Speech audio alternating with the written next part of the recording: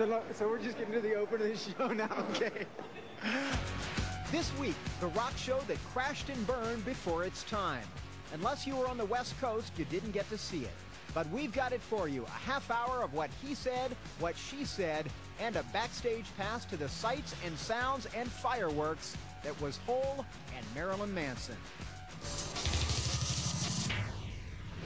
Hi, I'm John Norris, and welcome to a very special edition of 1515 on what has turned out to be the final night of the infamous Hole Marilyn Manson tour.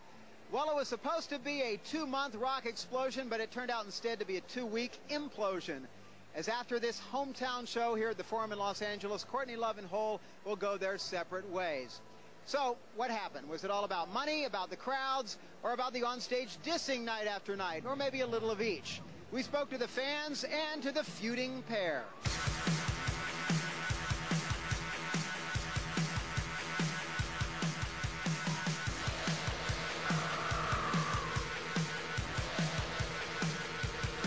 Have you been following what's been going on between Hole and Manson? You know it's her last show. Yes, that's why I'm wearing my baby doll dress. I've loved Courtney my whole entire life. I think that her leaving the tour with Manson is better for her because she's always been somebody to want to do things the way she wants to do them. If you look around, the people here are all kind of eager to see Marilyn Manson, even though Hole is quite entertaining. Courtney bad, Manson good. Hole is all about glam. She is setting the trend. Manson is fine, but you know what? It's all about Hole. She should have her own concert, though, with her own people, though, so there's no dispute. Because I think that's very important. You can't mix these kind of audiences. I think that this was a really great idea, and I think it was a mistake. And I would rather call it now and save myself the wear and tear and walking around with clown hair and like wearing a clown suit and like just big clown lips and a clown nose and a giant sign that just says bitch. That sounds like it would be entertaining. That might have saved the show. The show started off on a promising note, one of the most exciting, if volatile, pairings in years, as Hole and Marilyn Manson's tour got underway February 28th in Spokane, Washington. But from night number one, there was back and forth sniping, both in the press and on stage. Did you guys have time to take a nap during Hole? When we're done, some guy with a blue head is going to come on with a big sign that says drugs. A big rocket roll star. Manson's makeup was just one target of Courtney's jabs. She also knocked his use of pyro and his alleged lip syncing. While from Manson, there were plastic surgeon cracks and remarks about Courtney's age. And I show pity for the older people on this tour. The grandmothers. Tonight he made another, like, grandma crack. He said a grandma. That guy is a year and a half younger than me. Is that right? Yeah. Okay, so if I'm grandma, he's grandpa. Do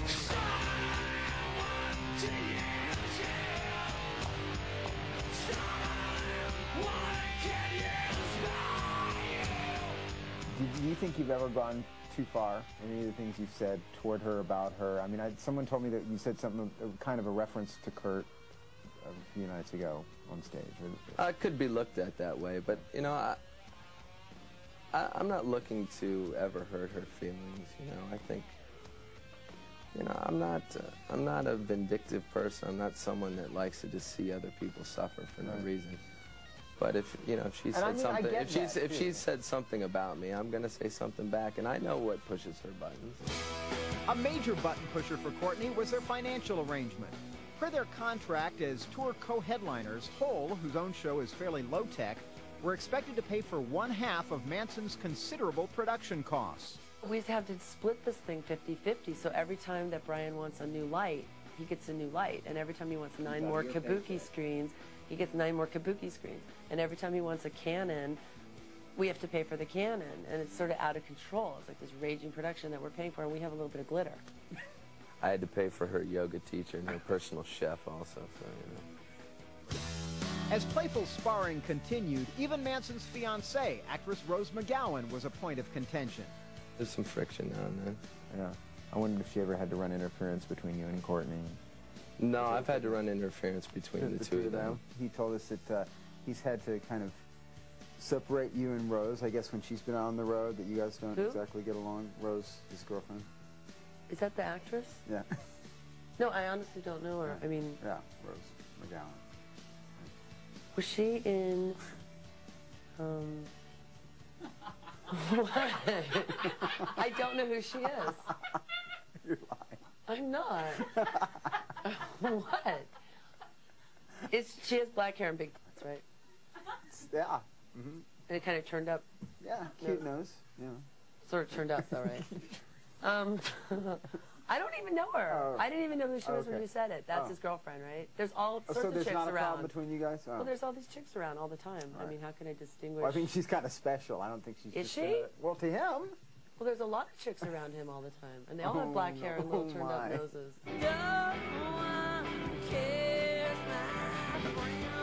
Catty comments aside, maybe these two bands, the apparently newly wholesome Hole and the unapologetically hard-living Manson, really are not meant to be around one another.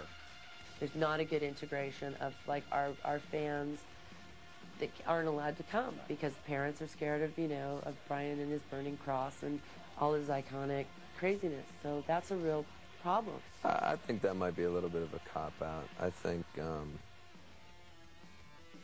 that Hole has just as many elements that parents would find offensive. When he bends over and shows his ass in a cop uniform, you laugh. It's funny. It's funny in a gross wrestling way, but I've laughed. When and the other night, you know, Twiggy vomited on stage, and I was just like, you know what? I mean, I'm on a tour where people are vomiting on stage.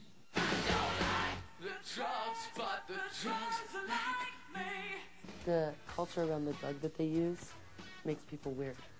Different. It's just different. Do you know, yeah. Does that make sense? God, what is this so forbidden to say? They talk about it all the time. They do a lot of coke. Right. And it's really 70s, and it's really like, it turns people into like amoral porno watchers who make bad jokes. Have drugs or you know, your band's drug use been an issue for Courtney and a source of problems for you guys? Well, I'm not sure. It seems that she's made some kind of statement saying she can't have Francis come out on the road. Fair enough. I think there's a real ugly irony in just even the whole question itself that, you know, I don't even want to bring up her past. I think it's just fair to say that pointing a finger at someone else isn't appropriate in this situation.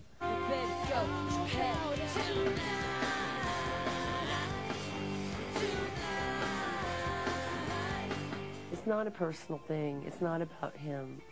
It's not about them. I like them, and they amuse me every night. We're both happy because it just was something that didn't work out. It was like The Parent Trap, if you've ever seen that movie, when they tried to get the parents back together and it wasn't working. But this one didn't have a happy ending because I'm not Dennis Quaid. So. Manson and Courtney, the saga will no doubt continue. We will certainly continue on with this edition of 1515. Still to come, a boys' night out in the town with the members of Hole and Manson. And right after this, we'll go all access backstage with Hole. Stick around.